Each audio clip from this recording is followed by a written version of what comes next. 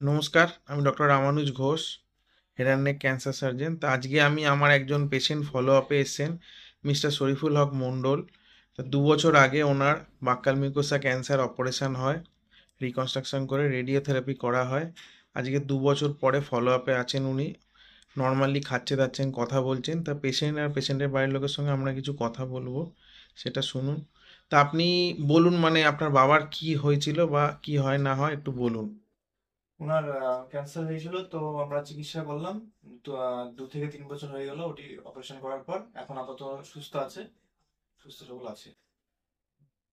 আচ্ছা, পেশেন্টের মুখ থেকে শুনবো। আপনি মানে এখন খাওয়া দাওয়া কেমন কি করছেন? খাওয়া দাওয়া আমার শুধু এই দাঁতের জন্য সব কিছু খাইতে আছে। এখন নর্মাল লাইফে আছেন? নর্মাল নাই। তাই এটাই দেখানো যে আমরা যদি ঠিক সময় অপারেশন করি, রেডিয়েশন দিই, ঠিক সময় যদি রোগটা ধরা পড়ে, চিকিৎসা করা হয়, তাহলে মানুষ কিন্তু নর্মাল লাইফে ফিরে যেতে পারে, নর্মালভাবে সুস্থ লাইফ কাটাতে পারে।